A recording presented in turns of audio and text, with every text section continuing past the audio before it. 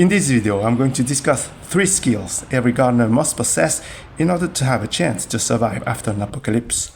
In the second part of the video, if you're still with me, I will share with you some elements the smartest archaeologists and even the craziest pseudoscientists, or independent thinkers for lack of better terms, have surprisingly not yet figured out about ancient civilizations. Before we start, let's set the stage. Notice I'm talking about survival after an apocalypse, not surviving the apocalypse event itself. In this hypothetical scenario, the Earth goes through a mad, yearly, or extinction level event. Pick anything, but something not as radical as the asteroid that killed all the dinosaurs. I don't know, it could be a smaller asteroid like Apophis in 2029 or 2037. If that is too distant and abstract, World War III with a limited thermonuclear exchange will do just fine. The idea is that after the apocalypse event, only a few scattered human tribes survive, like the lucky ones in the dumps or deep underground military bases. You know, the secret bases that cost... According to some estimates, we cannot track $2.3 trillion in transactions. Oh, that's it? But that was in 2001 dollars. When I think about it, with the latest hypersonic technologies recently displayed, I'm not sure whether people in a dump, have a better chance. But I digress. After a few unpleasant years, say less than 10 years, with mild nuclear winters in case of World War III for example, the remaining humans slowly turn back into hunters-gatherers. But fortunately, before they develop cannibalistic tendencies, the environmental conditions on Earth become good enough for homesteading and gardening. Okay, now that the stage is set, let's start the list with skill number 3, hand-pollination. Just like the human species, many species of pollinators are now gone or their populations are now greatly reduced to quasi-extinction level. Without pollinators, only leafy greens and vegetables that can be pollinated by the wind will be productive. The other plant species will require hand-pollination to bear fruit. Increasing productivity per plant is no longer a hobby, but a question of survival. The higher the productivity, the lower the number of days without eating in winter. Hand-pollination is not just a question of technique, but also a question of knowledge. A surviving gardener must be able to remember which plant species are self-fertile and which ones require cross-pollination, like many fruit trees such as apple trees. Seemingly trivial knowledge about how to differentiate a female flower from a male flower, on a winter squash plant for example, could also be lost in a generation. Less trivial knowledge could be lost in less than a generation. For example, knowledge about identification of male and female fruit trees, like with some nut trees, persimmon trees, or rambutan trees in tropical regions, could be difficult to transmit to future generations. Successful hand-pollination and maximized yield may require knowledge related to timing and short-term pollen storage. You know, like when your squash plant decides to produce only male flowers and then only female flowers. As I have alluded to in other videos, I now no longer bother with hand-pollinating most of my veggies and fruit trees. The grocery stores are so much more convenient. But hand-pollination, and the knowledge that goes with it, is definitely a skill to have and practice at least once before an apocalypse hits. Let's move on to skill number 2, propagation from cuttings. After years of forced diet, the last thing you want to do is to wait an additional 10 years before getting the first fruits from your fruit trees. Propagation from cuttings is the way to go to shorten the time it takes to get to the first harvest, as cuttings from mature trees will start to produce fruits much sooner than trees grown from seeds. Propagation from cuttings also helps increase the number of productive plants quickly. This is true for fruit trees, but also for veggies such as tomato plants for example. And who knows, cuttings could also help kickstart a neighbor's garden or orchard and potentially reduce conflicts. There are many ways to propagate plants from cuttings, but after an apocalypse, propagation methods that make use of modern technologies such as pre-processed rooting hormones may not be possible. Simpler propagation methods are better, like rooting cuttings in water. For these simpler propagation methods, knowledge is as important as know-how, as some plant species are more easy to propagate with specific techniques. Of course, this also applies to more advanced methods like grafting. Knowing which grafting technique works best with a given fruit tree is a definitive plus. However, the issue with grafting after an apocalypse is the availability of dedicated tools, like plastic, to make the graft. Maybe instead of stocking up on rolls of toilet paper, a smarter thing to do is to stock up on rolls of grafting tape. Before moving on to skill number 1, if you have not yet clicked on the like and subscribe buttons, please do it now, as you might decide to stop watching very soon because I'm about to get into some very controversial stuff. Why should the previous 2 skills be among the top 3 skills to possess after an apocalypse? After all, the online gardening and homesteading community keeps pumping out new videos and articles on a multitude of topics every day. Why aren't fertilizers, composting, pest control, or watering in the top 3 skills? Fair enough. Here is my view on this question before I talk about the ultimate skill to have. This is a relief panel from the Nimrud palace built by Assyrian king Ashurnasirpal II in the 9th century BCE. The ruins are located in present-day Iraq. Actually, the ruins were completely bulldozed by Islamic State militants in 2015 following the US toppling of the Iraqi government. There are probably softer methods to erase a cultural heritage. Check out my video on 5 unusual places to grow trees, but bulldozing is, without a doubt, more radical and less time-consuming. The scene depicted on this stone panel has been the subject of many debates. One element on this scene is of particular importance, the handbag. It's probably not a Louis Vuitton. It could even be a bucket. The handbag has been depicted by many ancient civilizations that were thousands of kilometers and thousands of years apart, from the Sumerians and Babylonians of Mesopotamia to the Mayans and Incans of Mesoamerica, not to mention the ancient civilizations in India and East Asia. The earliest depiction of the handbag symbol is found as of the making of this video at Göbekli Tepe in present-day Turkey. This site is more than 11,000 years old, which puts it roughly at the end of the Younger Dryas. That period lasted more than 1,000 years and is characterized by a rapid cooling of temperatures and an extinction of many animal species. So the depictions of the handbag go back as far as the end of apocalyptic times, so to say, and the symbol of the handbag is sufficiently important that many ancient civilizations had to immortalize it. More on the handbag later. Let's get back to the scene on the Nimrud relief panel. The winged humanoid creature with an eagle head is obviously not human, some sort of supernatural being obviously. It's standing next to something that looks like a plant. Given the shape of the leaves, the central stem, and the size of the plant, and since Nimrud is in Mesopotamia, the plant must be a palm tree. The creature is holding something conical in its right hand. Many independent thinkers believe this is a representation of the human pineal gland, which according to them is the key to accessing other levels of consciousness. Given the scale-like texture, maybe it's a calcified pineal gland after drinking too much fluoridated water. I must say, this does not really make sense to me. Archaeologists, historians, and many academics believe it's a pine cone. I don't know which theory is more imaginative. I guess both the pineal gland and the pine cone have a conical shape. But the most illogical theory is probably the pine cone theory, as the same academics also believe, for various reasons, that the scene represents the pollination of a palm tree by the creature. Many hobbyist gardeners will probably agree with me that hand-pollinating a palm tree with a pine cone cannot work. No, using a palm tree male flower has a much higher probability of success.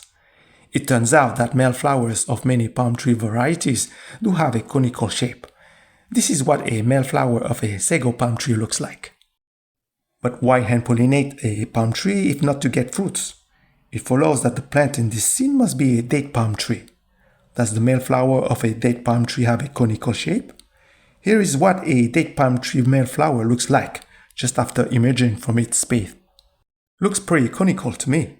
Even the texture of the flower resembles that of the so-called pine cone. Notice the thick stem at the base of the flower. On this other relief panel, the thick stem at the base of the so-called pine cone is clearly visible. The supernatural creature is basically showing how to hand-pollinate a female date palm tree with a flower from a male tree. Today, all producers of dates know that hand-pollination is key to get good fruit set from a female dead palm tree. Why do academics still fail to recognize that the so-called pine cone is obviously a male flower? Perhaps it has to do with the fact that the so-called pine cone may also be a symbol too taboo, too controversial to discuss or admit in other areas of human civilization. Let's turn our attention now to the intricate network of smaller palm trees around the central palm tree. The main theory from academics is that this network could represent an orchard, which is a very reasonable assumption. Based on that assumption, academics believe the links between the palm trees represent an irrigation network, which is also a sensible theory. However, an irrigation network with a star topology seems improbable. Moreover, notice how these two canals cross over one another. Same here. And what does this big node between the main tree and the smaller tree represent?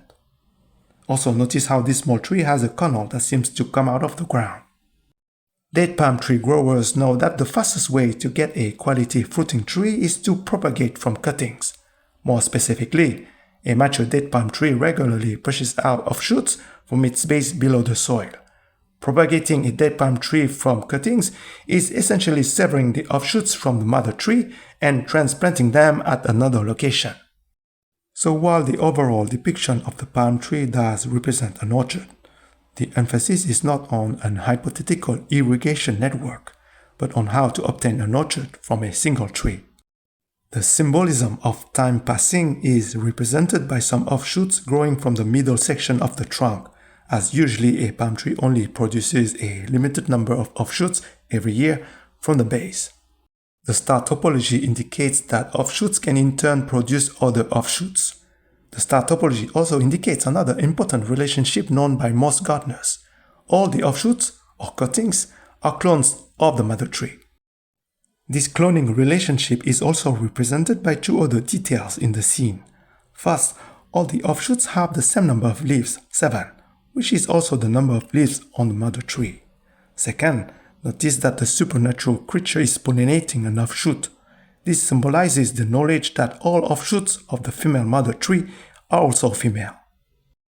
I know it's long overdue, so let's get to the final must-have skill for gardeners in a post-apocalyptic world. For this, let's turn our attention to the handbag.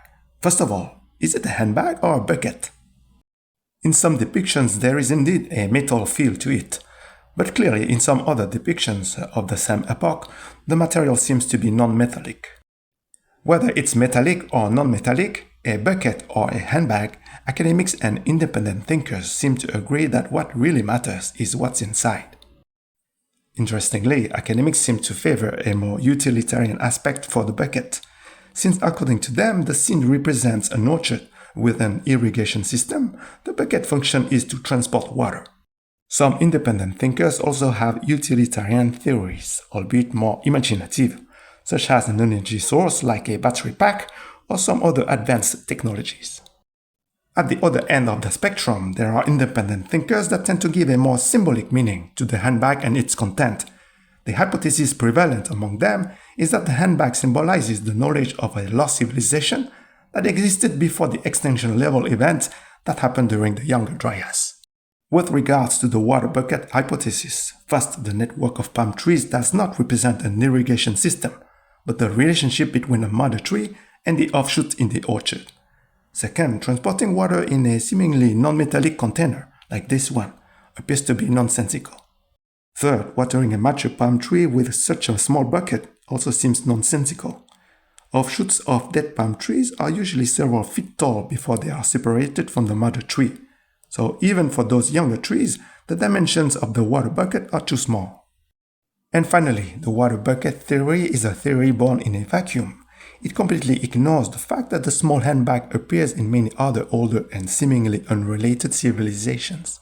With regards to the theories of independent thinkers, the lost knowledge theory has an interesting symbolic meaning, but it is too vague to be supported by evidence, and it lacks an utilitarian quality that seems to permeate through the scenes where the handbag is depicted.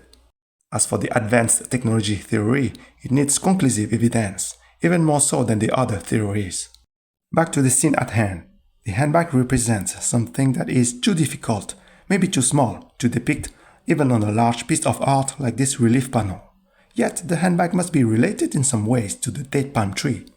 In order to grow nurtured from cuttings, you need to grow first a male and a female tree. And to grow the first male and female trees, you need seeds. The handbag contains date palm seeds. Depending on the duration and intensity of an extinction level event, there is a high probability that many crops will disappear, along with many animal species, and it can take many years for environmental conditions to become suitable again for agriculture. After this initial post-apocalyptic period, kickstarting human civilization will require seeds. In some sense, the handbag symbolizes the seeding of human civilization by a supernatural entity with the gift of agriculture knowledge. But the utilitarian dimension of the handbag is that it contains real seeds. Most gardeners know how difficult it can be to grow a crop outside of its native region. Even growing an ultra-tropical plant like a durian in a subtropical region like Florida is quite challenging. So the supernatural entities, if they ever existed, had to gift the right seeds at the right places. In Mesopotamia, the seeds gifted by the winged supernatural entities could obviously include those of date palm trees.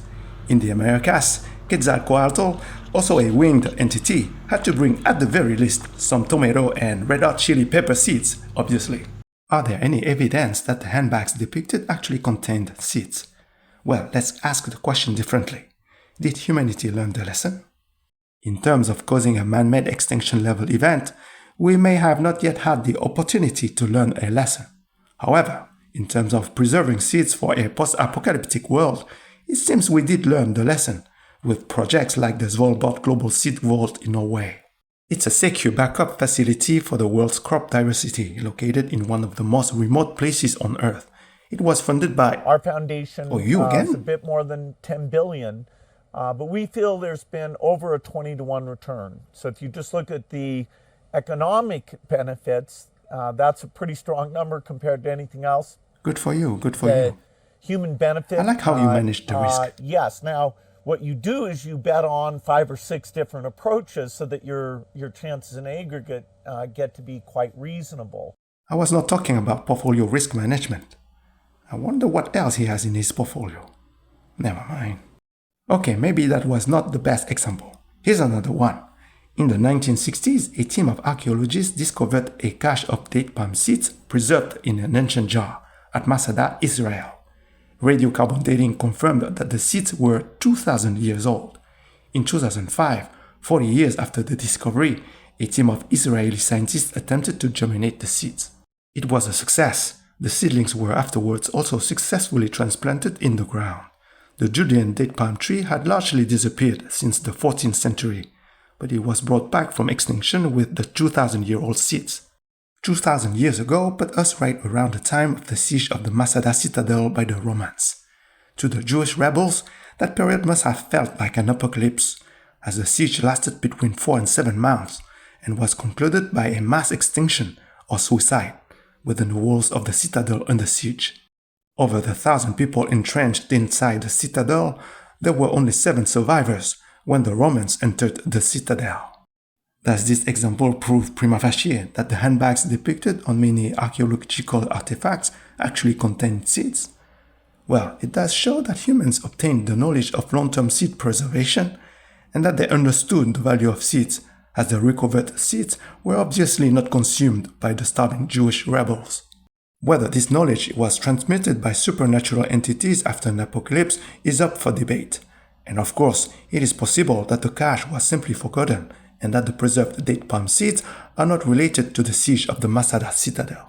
But for gardeners in post-apocalyptic times, the skill of growing veggies and fruit trees from seeds is definitely a must-have, along with a handbag of seeds, of course.